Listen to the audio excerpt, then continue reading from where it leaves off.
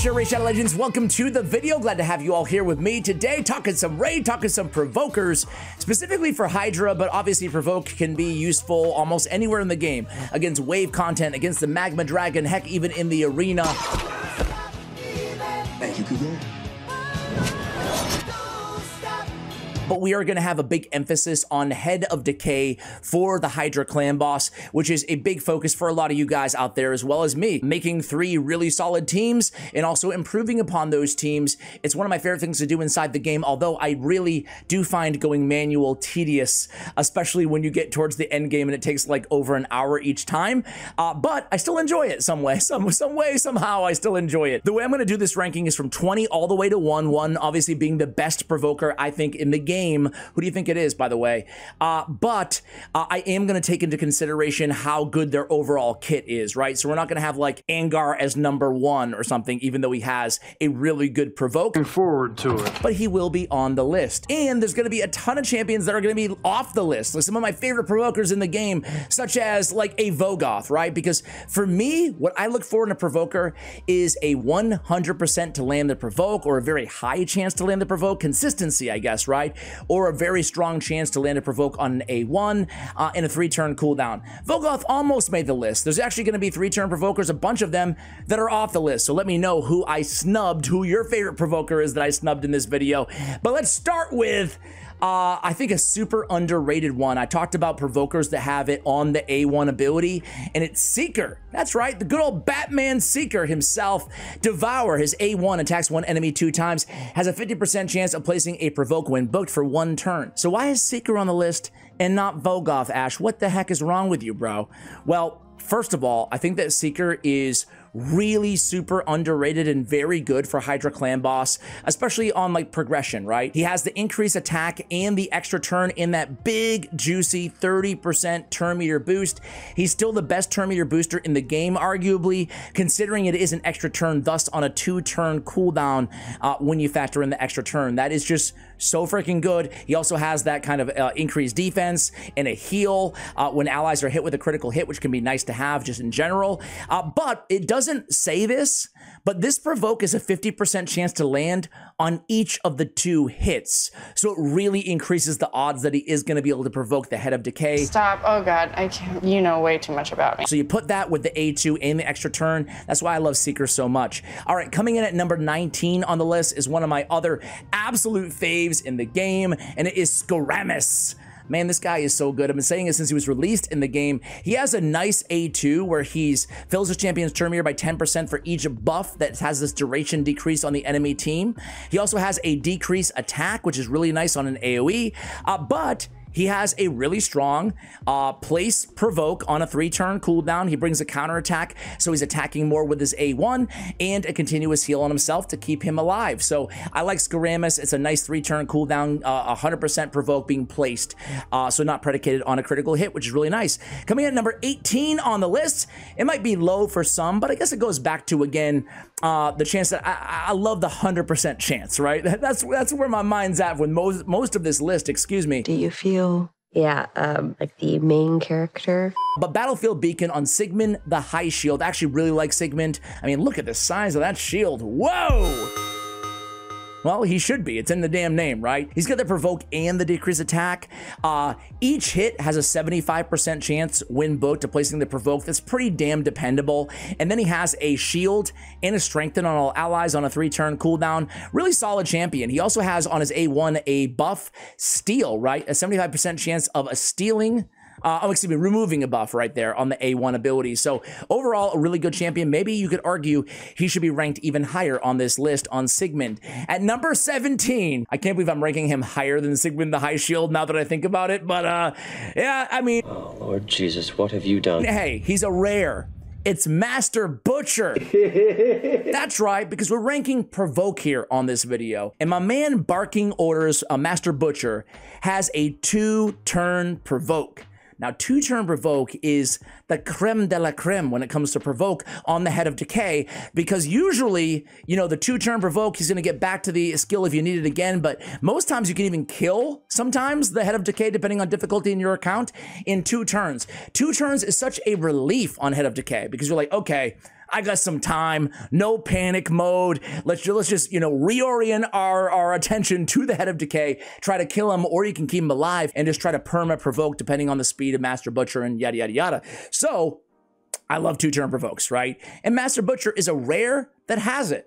When it comes to Hydra Clan Boss, I mean, I'm stating this super obvious here, but for new players watching, it doesn't matter if it's on an AoE or not, right? A single target provoke is all you need for Hydra Clan Boss, so I'm really not giving any extra credit to AoE provokes. Coming in number 15 on the list, guys. This is a tough one to rank because he's probably the most hated champion in the game. He's definitely not the champion that you ever want to pull from a Primal Shard, but it's the cock. It's Gallius Bloodcrest. So this guy doesn't deal much damage, but when you look at the kit, when I do these videos, I try not to like give negative credit because they're mythical and they're underwhelming. But at the end of the day, my man has a provoke on a 3-turn cooldown, right? He has unkillable on a counterattack where he places decreased speeds on the counterattack, right? And then on the A3, he's bringing a restore ally max HP, okay, but a revive on death and increased defense on a 3-turn cooldown, you know? So yeah, he's very underwhelming for a mythical, but he does have an AoE 3-turn provoke. On his other form, he brings a decreased defense and no damage, so it's kind of underwhelming. But hey, if you were to pull this guy, you know, out of a Primal Shard, you get lucky or unlucky, the way, depending on how you want to look at it. You pull the mythical, that's the good news. You pull the cock, is the bad news. He looks awesome though on his alternate form, but he could still be a very dependable provoker for your team. So he comes in at number 16. Let me have it in the comments if you disagree with me there. Coming in at number 15 on the list. He might surprise. This might surprise a lot of players out there. But I did a whole video on this dude about how I was absolutely wrong for years and years and years of Hydra. And it's Jizzo. That's right, a free login champion in the game that for years we thought was trash. Then Hydra Clan Boss came out. Again, if you want to see the best build and just how to take a maximum advantage of this dude, check out that video that I did. Just search Ash Jizzo. I'll try to remember to link it in the comments below, or the description below, excuse me. But Jizzo has a 2-turn provoke. It's on a 4-turn cooldown. That's not ideal, but guess what? He has an extra turn mechanic as well. This dude is low-key one of the best Hydra provokers in the game when it just comes down to the provoke ability in its own, you know, in itself, right? I'll link the video that I did on this guy. You can put him in reflex gear or merciless gear if you want to, and even reduce that cooldown, and he's just an elite provoker that nobody talks about. If you go look at other top 10, top 20 provokers or best provokers lists, not many of them likely will have Jizzo, but don't sleep on this dude. If you need a provoker for your 3rd team, your 2nd team, whatever, everybody gets him, and he's really good. All right, coming in at number 14 on the list is, we mentioned him earlier, it's my man Angar. He used to be very, very bad, and the bummer is he still doesn't do any damage, right? He's attacking all enemies based on HP, but no real damage there at all. But he has a provoke, but a 75% to make it a 2-turn provoke. That's really solid. Also, reflect damage on all allies. Not that good, but a decently hard-hitting A1. He's all about the provoke, but he's got a 2-turn potential, a lot of it on that A2. So if you had him and you need a provoker, he would be able to lock down that head of decay for you really easily on your team. He comes in at number 14. Number 13 is another one of those... is he the last mythical? I was having fun. Well, no, there's one more after this. He's another one of those mythicals that you probably don't want to see coming out of your Primal Shard, but Asphodus, the Hive Lord. Aphidus. We'll just call him Hive Lord from now on. your boy is not very good at pronunciation. The newsflash for you guys, for any new viewers out there. Very underwhelming with this guy. I have him, doesn't deal much damage on his base form. He does have instant activation of burn, which is, you know, not bad, but he's like, if they're not under burn, he'll place the burn. You have to get all the way back around to activate, and usually the burn's worn off by then, right? So, you know, he's all right, I guess, for damage, but nothing crazy on the base form. But on the Hive Lord, wow, this big bug, golly.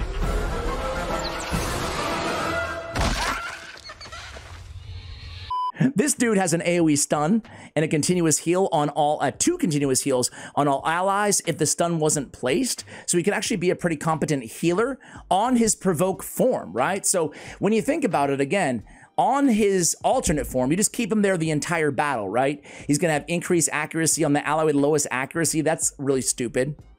The ally with lowest accuracy probably doesn't need accuracy. That's really, really dumb.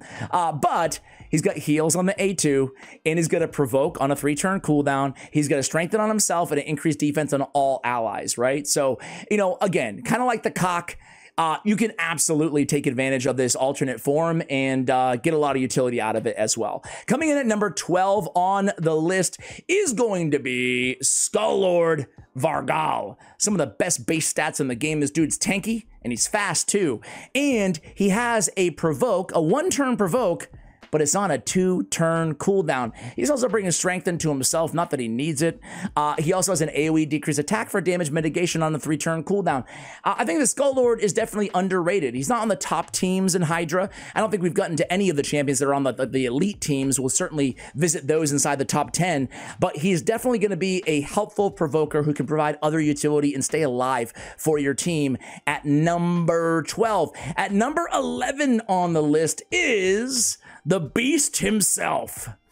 The Beast to the beauty in Manaya, it's Coronar. So Coronar has a decreased attack and a decreased defense, albeit on a 4-turn cooldown. It's still nice to have though. On the A3, he does have 100% provoke on a 3-turn cooldown, which is, again, really nice. He also has an AoE on his A1, so he's underrated, especially in a curse set. You could use him kind of like we're going to probably talk about a champion higher on the list in a curse set for a lot of utility to your team. Again, getting Hex, AoE on the A1, provoke on a 3-turn cooldown, decrease attack and decrease defense. I mean, that's a lot of utility. Coronar is definitely underrated for Hydra Clan Boss. All right, guys, we're moving into the top 10. Coming in at number 10 is going to be, I don't know why I'm in Shadowkin, because she's a dark elf. It's Vizix the Unbowed. I love Vizix because I've been saying this since day one of Hydra. You guys know it, but man, okay, so provoke, great, awesome. Shields, cool.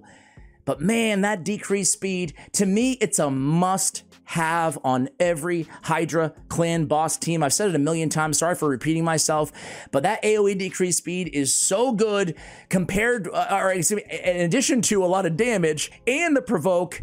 Man, Vizix is very underrated, very good in Hydra. She can dish out some damage on top of all of that, and with 2 AoEs, both on a 3-turn cooldown, she's another super viable candidate for a curse set, or you could run her in Merciless, get the cooldown on the provoke. She's dealing damage on this ability, so yeah, Vizix is really, really solid. Coming in at number 19 is an oldie but goodie. She used to be one of my main provokers, and a lot of players sleep on her because she's quite different than all the other provokers that we mentioned in the video. By the way, shout out to Raf Matab. He's not on the list. He's not on the list.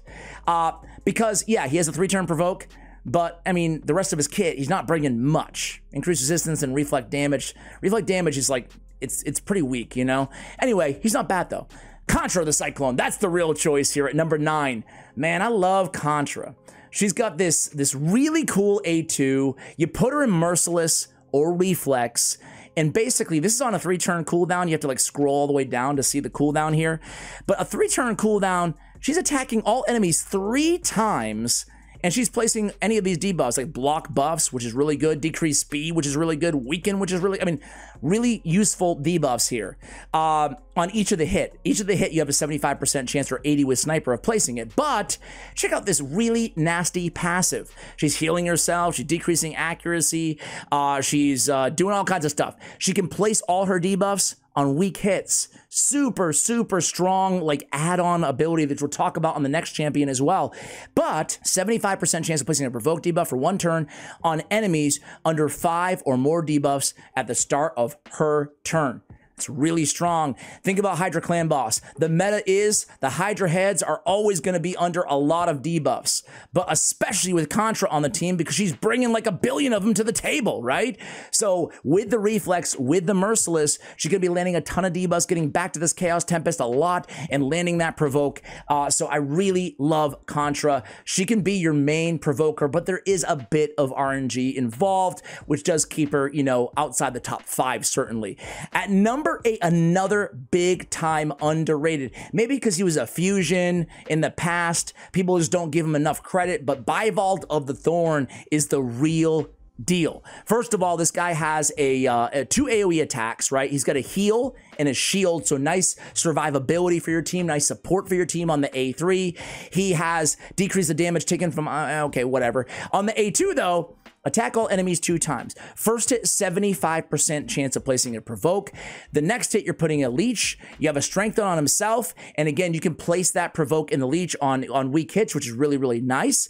But most importantly on this dude, because it's 75% provoke, it's a 3-turn cooldown, but Ash, I thought you said you don't like 75% provokes. He's got it on his A1 as well, right? Attack one enemy has a 50% chance of placing a provoke debuff for 1 turn. Also heals the ally lowest HP, and the provoke can be placed even if the attack lands as a weak hit. So you got kind of a backup provoke on his A1, which I really love about this champion. It comes in at number 9. Coming in at number 7. We don't have to go too far here, guys. This may surprise you to have this champion at number 7 on the list, or you might think he's too low, but it's Vault Keeper Wixwell. Man, Vault Keeper, now we're getting into the best teams territory here, especially when we start with a Wixwell, right? He has Provoke on his A1. Each hit has a 50% chance when booked of placing Provoke, but if the target's a boss, 100% Provoke on his A1 ability, right?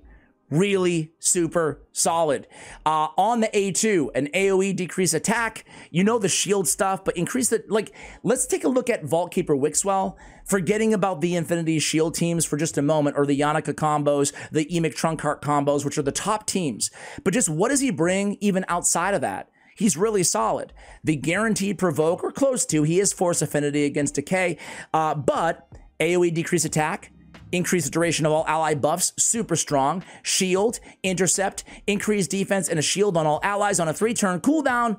Man, the community did a hell of a job voting on this guy. He's a very, very good Hydra clan boss champion, has the counterattack mechanic as well as the defense in all battles on his aura, comes in at number 7. Maybe could be higher on the list, I don't know. He's really, really solid.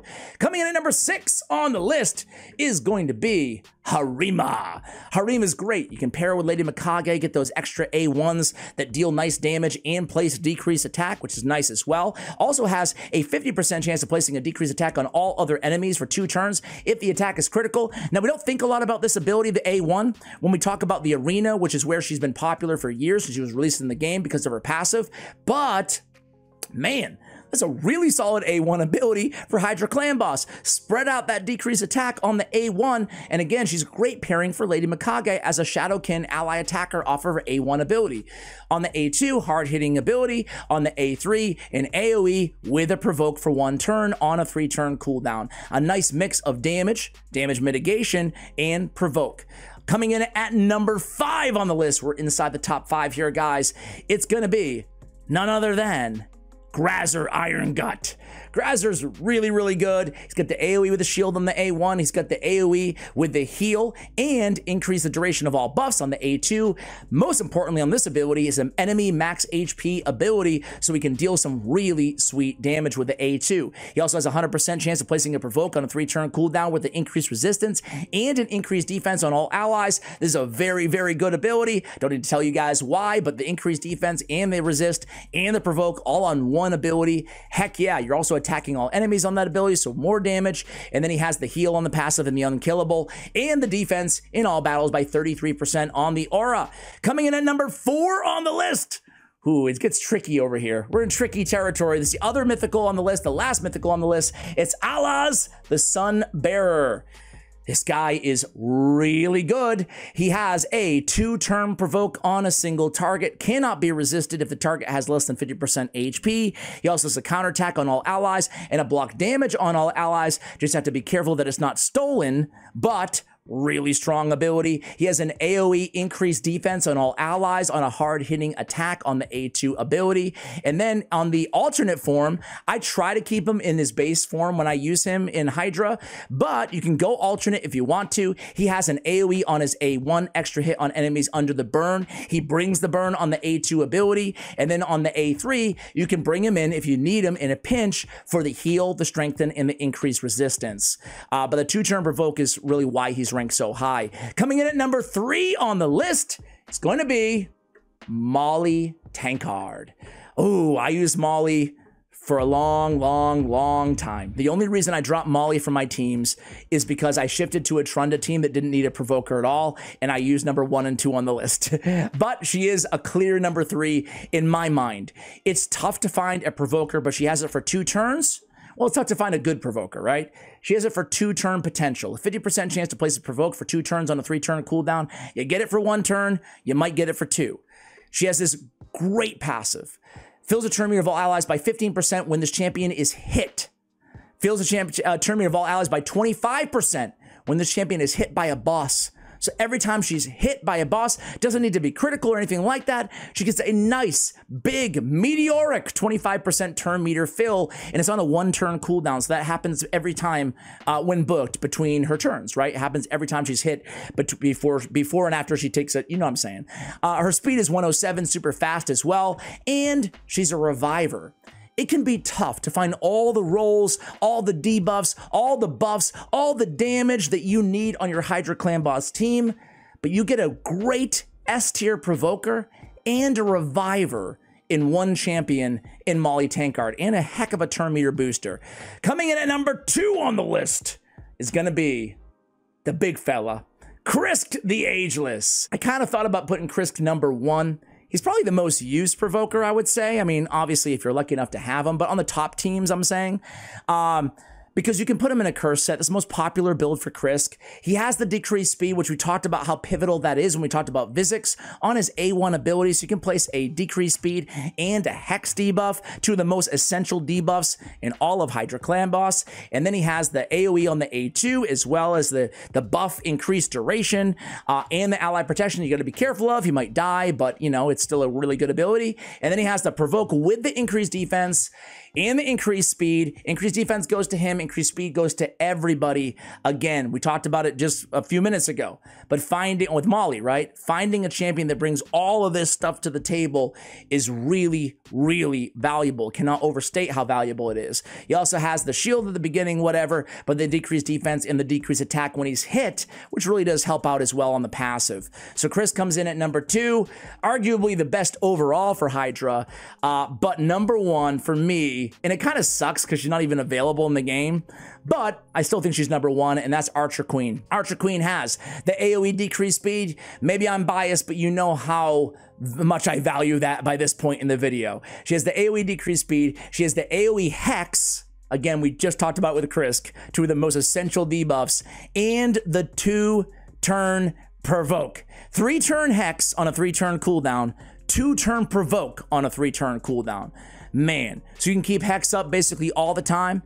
You can keep a Provoke up basically all the time, right? Yeah, you know, as long as she's fast enough, which she will be, especially because they're going to be under decreased speed, because she brings that too. She's also a really good healer, right? So she heals, she hexes, she provokes, she decreases speeds, 2-turn Provoke. She does it all. That's my list, guys. That's my top 20 Provokers with an emphasis towards Hydra inside the game. Let me know if you agree or if you disagree in the comments below. Who did I snub and who was on the list that you just totally disagree with me? Let me know. Let me have it, guys. Much love, and as always, take care, guys.